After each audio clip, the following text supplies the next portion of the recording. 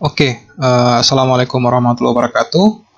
Jumpa lagi dengan saya, Walid Umar. Pada kesempatan kali ini kita akan membahas terkait penyelesaian soal uji kompetensi keahlian ya, di mana sudah ada beberapa teman-teman kita ya, yang kebetulan guru dan siswa yang request ya, video pembahasan untuk uji kompetensi keahlian ya. Nah, di sini dari uji kompetensi keahlian pada tahun 2022 itu terbagi menjadi 3 paket ya. Teman-teman bisa download nanti linknya akan saya cantumkan pada bagian deskripsi. Jadi soal resmi dari BNSP itu seperti ini ya. Ini sudah bisa diakses dan kita akan coba menyelesaikan soal paket 3 ya, yang menurut saya tingkat kesulitannya lebih tinggi ya dibandingkan yang lain, dimana di sini kita diminta untuk menyediakan PC client yang jadi ada PC dan ada laptop ya, laptop atau yang akan kita fungsikan sebagai sebuah server. Di sini kita diminta untuk menggunakan RB900 series untuk routing, dan kita diminta untuk menyiapkan switch manage ya, switch manage. Oke. Secara umum implementasi topologinya seperti ini ya, seperti ini. Namun saya sudah coba untuk meredesain kembali sehingga topologi atau paket 3 ini menjadi lebih menarik. Di mana di sini kita ubah ya, kita menggunakan perangkat router core ya, itu RB750 hex. Dan di sini switch distribution kita itu kita gunakan router board 2011, dan di sini karena router RB750 tidak punya interface WLAN, itu di sini kita menggunakan perangkat wireless eksternal ya. Jadi kita menggunakan wireless access point, mereknya D-Link ya. Nanti sebentar kita akan konfigurasi sama-sama. Kira-kira secara umum topologinya seperti ini. Jadi saya juga akan mendemokan untuk menginstalasi server di sini ya. Di sini saya sudah punya file VDI untuk Debian 11 server yang akan kita install layanan DNS ya. Jadi nantinya video ini akan kita bagi menjadi 2 bagian, di mana bagian yang pertama bagian network system administration-nya, dan bagian kedua untuk mengadministrasi atau mengkonfigurasi layanan servernya ya. Oke, di sini kita langsung saja. Di sini kita punya seperti yang saya sudah jelaskan tadi, kita punya RB750 dan RB2011 ya. Kita coba remote RB750-nya. Oke, di sini kita diminta untuk mengganti atau merubah password ya. Kita ubah menjadi TKJ. Kenapa seperti ini? Karena kita sudah menggunakan Winbox versi terbaru ya, Winbox atau router OS versi 7.1.1. Jadi yang mengharuskan bahwa kita itu harus tidak bisa menggunakan password default ya, karena tentunya dari segi keamanan itu tidak aman. Kita remote juga untuk RB2011 IL. Oke, kita change now. Oke. Nah, di sini tahapan konfigurasi kita akan mulai dari router core-nya ya. Kita akan aktifkan fitur DHCP client pada Ether 1 ya, pada Ether 1. Oke, kalau sudah aktif seperti ini harusnya kita bisa nge-ping ke internet ya. Admin, harusnya kita bisa nge-ping ke internet. Ya, sudah bisa ping ke internet. Selanjutnya dengan menggunakan layanan DHCP client ini harusnya layanan DNS juga sudah dikonfigurasi dan layanan gateway ya. Jadi berbeda kondisi ketika teman-teman yang menggunakan network statik ya. Di sini saya menggunakan dynamic sehingga kita cukup mengaktifkan DHCP client, itu IP address kita sudah dapatkan, gateway dan DNS. Selanjutnya kita akan memberikan label ya, label pada interface agar lebih mudah. Ether 1 kita label internet, Ether 2 kita label VLAN trunking. VLAN trunking. Ether 3 kita label Ether 3 itu server, akan terkoneksi dengan server. Ether 4 itu akan terkoneksi ke WiFi. Nah, di WiFi ini kita akan aktifkan fitur hotspotnya ya. Oke, setelah itu kita akan membuat VLAN ya. Jadi ada 5 VLAN yang akan kita buat. Ada VLAN 10, ada VLAN 20, sampai VLAN 50. Kalau di soal itu kita hanya sampai 4 VLAN ya. Nah, kebetulan kita pakai RB 2011 yang punya 10 port Ethernet ya. Jadi untuk 5 port terakhir itu yang menggunakan fast Ethernet, kita akan fungsikan sebagai VLAN akses ya. Jadi kita akan tambahkan VLAN-nya. Misalnya VLAN penamaannya bebas sebenarnya. Hanya kita di sini perlu memperhatikan VLAN ID dan interface-nya ya. Oke, VLAN 10. Kita buat untuk VLAN 20.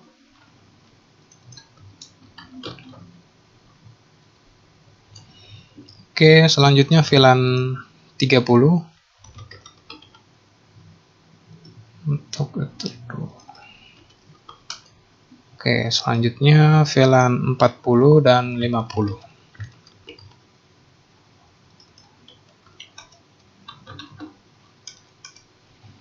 Oke, jadi total ada 5 VLAN ya yang akan masuk ke Ether 2 dan akan didistribusikan ke switch distribution ya. Ini VLAN 50.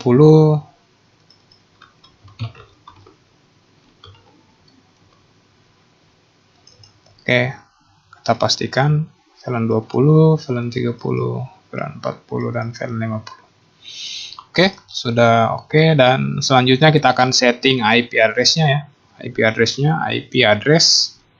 Nah, di sini kita akan setting IP address untuk masing-masing komputer ya. Untuk VLAN 10 dia akan pakai IP address 10.1/27. Untuk interface VLAN 10. Nah, untuk VLAN 20 menggunakan VLAN 20 dan IP networknya 20.0 masih pakai /27 untuk VLAN 20 dan seterusnya ya. /26 ya. Oke. VLAN 30, VLAN 40.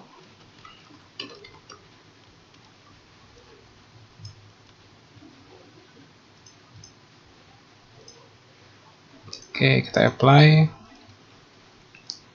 Dan VLAN 50 ya.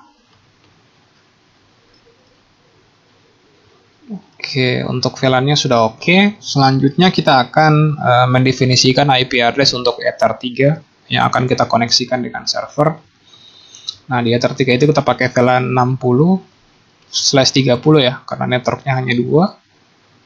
Itu untuk interface Ether 3 ya, sesuai topologi, dan IP 100.1 ya, /24 untuk Wi-Fi-nya.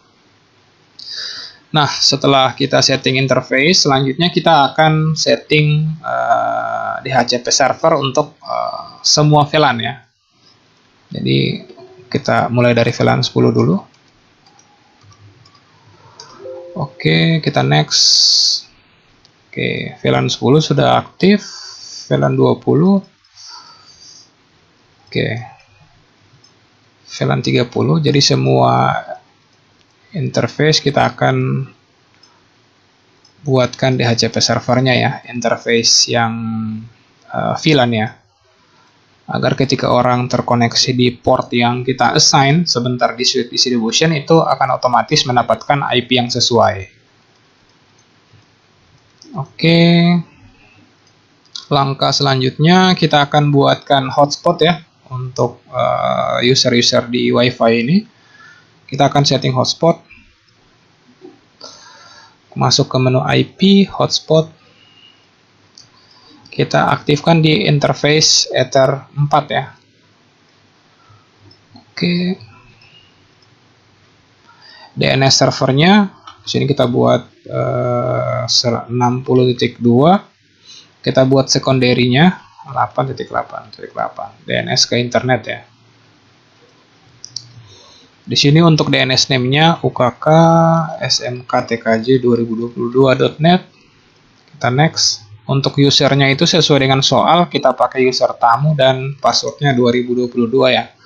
Untuk pengecekan apakah fitur atau layanan hotspotnya sudah jalan atau tidak. Oke, overall di sini sudah oke, dan kita akan buat sedikit firewall rules ya. Kita akan buatkan firewall rules di mana kita akan memfilter ya, blokir akses ping ICMP ke router. Berarti kita buat rules firewallnya, chainnya karena masuk ke router kita pilih input, dan protokolnya kita pilih ICMP ya, ICMP. Oke, in interface-nya tidak perlu kita tambahkan dan kita bisa drop ya. Nah, di sini kita berikan command blokir akses ping ICMP ke router core. Kita oke, sudah ada ya. Harusnya kita ketika mau ngeping itu harusnya sudah tidak bisa. Selanjutnya kita akan buat sebuah rule lagi untuk memblok akses HTTP ya. Ini sih karena dia blok akses ke internet, jadi chain-nya di sini kita pilih forward, dan protokol TCP out interface-nya Ether 1. Di sini pada bagian konten kita masukkan website-nya ya, lsp smkn1 cibinong.com. Oke, ini sumbernya itu ada di soal ya, jadi kita tinggal menyesuaikan saja. Di sini action-nya kita drop ya. Kita drop. Di sini kita berikan blokir akses HTTP ke website. Oke. Portnya 80 ya. Untuk web. Jadi kita berikan parameter 80. Oke, selanjutnya kita akan setting untuk perangkat switch-nya ya. Nah, sebelum kita setting, kita akan coba ubah identity ya, sehingga kita bisa tahu. Di sini kita ubah menjadi router core UKK 2022. Kita oke, harusnya identitasnya juga sudah berubah di atas. Oke, nah ini untuk perangkat RB 2011 yang akan kita fungsikan sebagai sebuah switch ya. Di sini kita akan ubah identity-nya dulu. Identity-nya di sini menjadi switch distribution.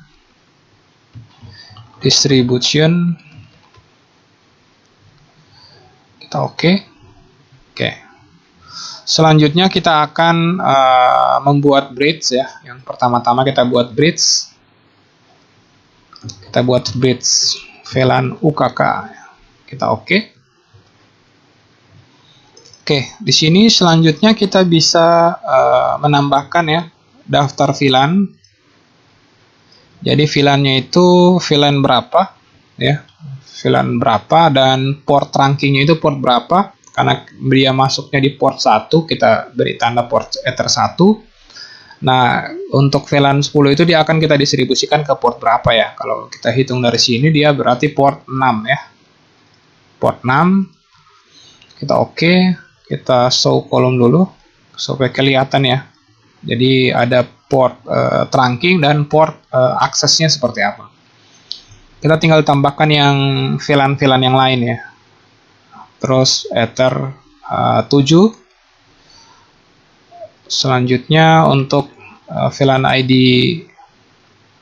30, port 8,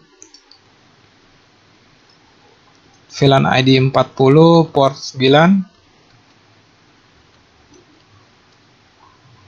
dan VLAN ID 50 dia port 10 ya. Implementasi portnya sudah oke. Selanjutnya kita akan coba untuk masuk ke port ini. Nah, di sini kita akan tambahkan interface-nya ya. Di sini kita tambahkan interface Ether 1 yang akan masuk ke VLAN yang pasti Ether 6 sampai Ether 10 ya. Jadi kita masukkan interface trunking dan interface aksesnya. Oke, kita tambahkan Ether 8, Ether 9 dan Ether 10 ya. Oke, 6, 7, 8, 9, 10 dia. Nah, di sini kita akan memberikan ID ya pada bagian VLAN PVID-nya. Kita akan, kalau yang Ether 6 berarti VLAN ID-nya 10, yang ini 20, yang 8-nya 30. Teman-teman bisa merujuk ke gambar ya, 40 dan 50 ya. Oke, kalau sudah, kita bisa aktifkan ya fitur filteringnya. VLAN filtering kita aktifkan dan kita bisa tekan apply.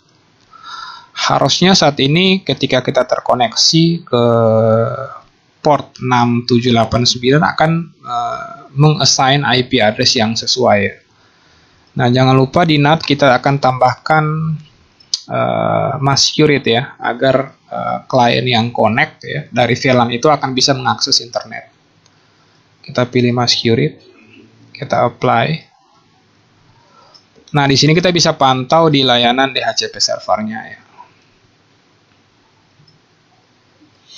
Oke, kita bisa buka interface-nya untuk mengecek apakah IP address yang terkoneksi itu benar ya, sesuai dengan VLAN ID-nya atau tidak. Oke, kita pindahkan portnya dari perangkat switch distribution. Pertama kita coba ke port 6. Kita coba di port 6, harusnya kita dapat IP 10.0 ya. Oke, sini sudah dapat. Kalau kita cek ya, oke, kita dapat IP 10. Dan kalau kita cek pada MikroTik ya, kita dapat IP 10.30 ya, SMK 4 Lenovo. Kita coba ke port 7, harusnya kita dapat IP 20. Kita coba cek. Oke, kita harusnya dapat network 20. Oke, sesuai. Kita coba ke port 8. Oke, ke port 8.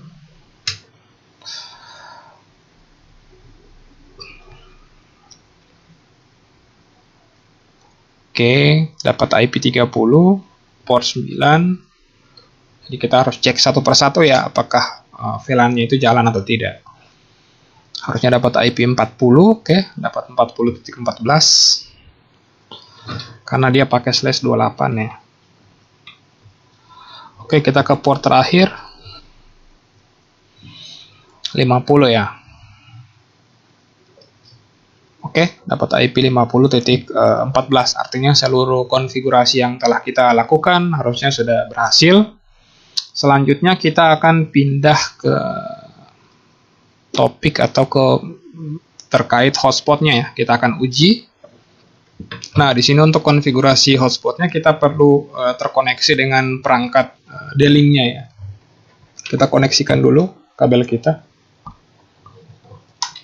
Oke. Kita sudah connect ke D-Link. Di sini kita harusnya dapat IP 0 ya. Oke, kita dapat IP 0.2. Kita akan coba connect ke IP defaultnya si wireless router. Oke, di sini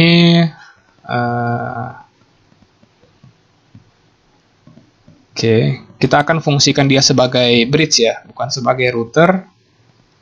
Di sini connection type-nya seperti ini. SSID-nya UKK SMK TKJ 2022. Passwordnya kita kosongkan karena tidak ada juga di soal ya. Kita login.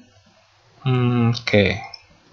Nah, di sini karena yang akan mendistribusikan layanan DHCP itu adalah perangkat perangkat router ya. Jadi kita akan coba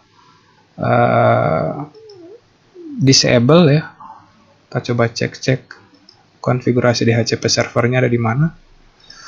Local network. Oke, DHCP servernya kita non. Kita apply change. Oke. Harusnya kita sekarang sudah tidak bisa connect ya.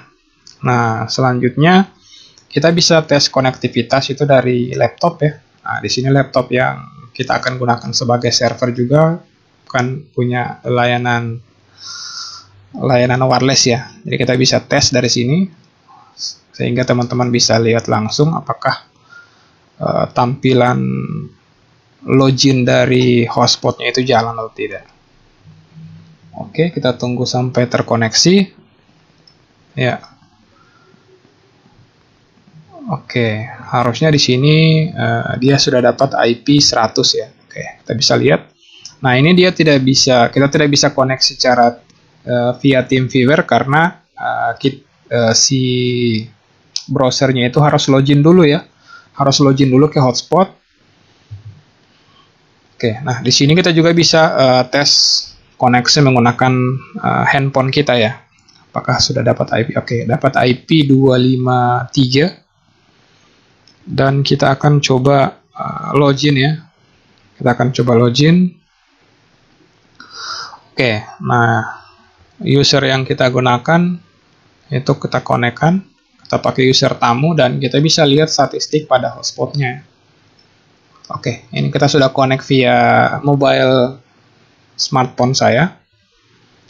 Dan harusnya sudah bisa googling ya. Sudah bisa connect ke Google.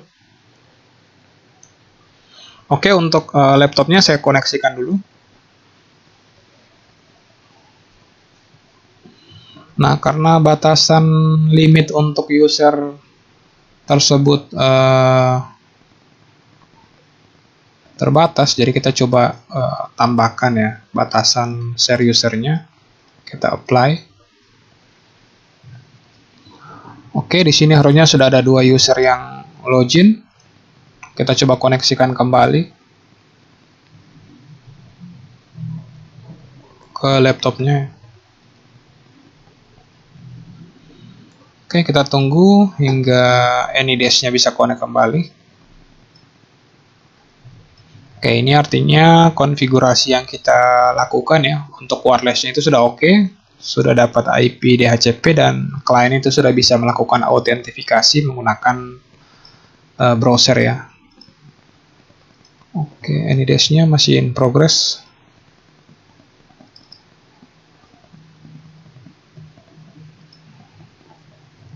Oke, untuk AnyDesk-nya sudah connect ya. Kita bisa lihat di sini status mendapatkan IP 253 ya, sesuai. Oke, harusnya kita sudah bisa browsing. Kita sudah bisa browsing ya. Kita sudah bisa internetan. Oke. Nah, jadi step untuk konfigurasi pada bagian wireless-nya sudah oke. Selanjutnya kita akan coba implementasi atau kita akan aktifkan layanan servernya ya. Layanan servernya kita aktifkannya via AnyDesk. Kita cek Debian servernya sudah ada. Nah, di sini oke, kita buka VirtualBox. Jadi harddisk ini kita akan jalankan di atas VirtualBox ya.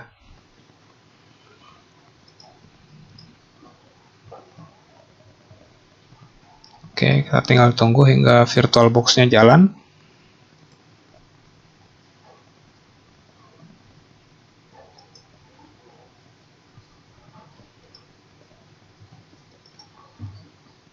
Oke, VirtualBox-nya sudah jalan. Di sini kita bisa klik New.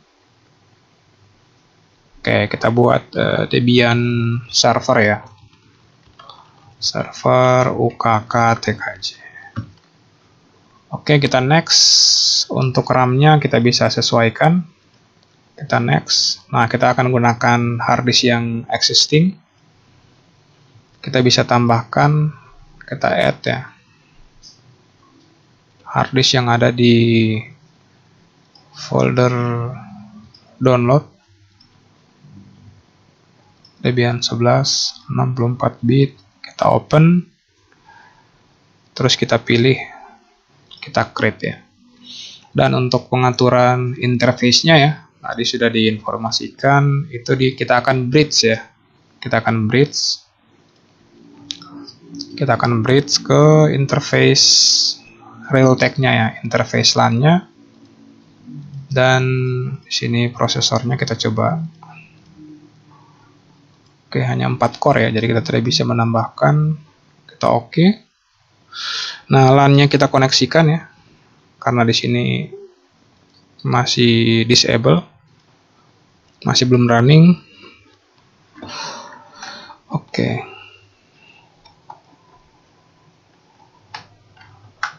Oke, sudah kita koneksikan. Statusnya juga sudah running dan kita bisa langsung start ya. Kita start. Oke, nanti servernya itu akan booting.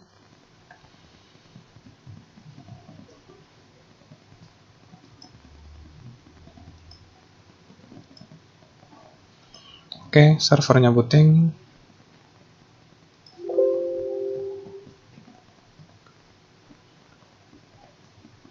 Oke, ya. Jadi file VDI yang saya gunakan saat ini adalah file VDI pre-install ya, yang sebelumnya sudah saya download dari OS Boxes dan ready to use ya, siap untuk kita gunakan ya. Oke. Oke.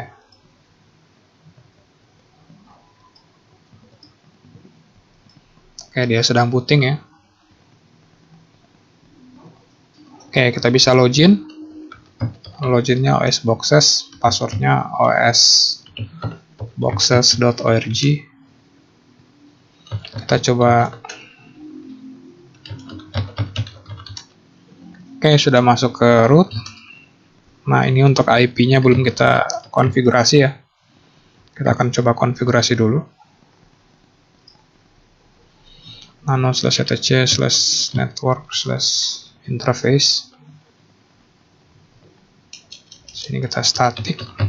IP address-nya 192.60.2/30, gateway-nya 60.1 ya. Kita pastikan. Oke, 60.2. Ya, kita Ctrl O, Enter, Ctrl X. Kita restart ya. Restart interface-nya. Networking restart.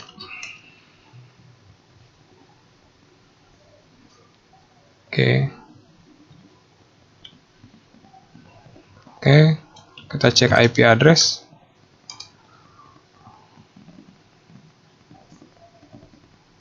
Ya, harusnya sudah connect.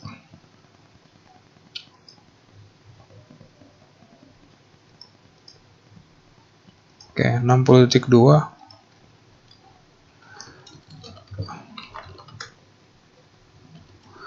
Oke, untuk itu kita coba restart ya.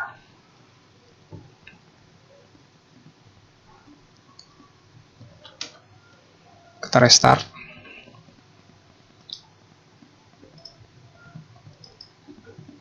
Oke, kita tes ping. Masih timeout. Oke, kita lanjutkan ya. Tadi itu sebenarnya problem kita itu adalah karena kita tadi memblok akses pingnya ya, sehingga kita tidak bisa terkoneksi namun tidak bisa mengakses servernya ya. Nah, kalau kita coba disable, blokir karena kita diminta untuk memblokir IP, kita coba ping ya. 60.1, harusnya ketika kita disable rule-nya itu kita bisa akses ping. Kita bisa ping ke servernya. Kalau kita enable itu otomatis akses pingnya ke drop ya.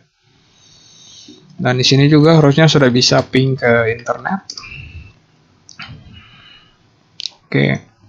Nah, selanjutnya kita bisa melakukan proses update, ya.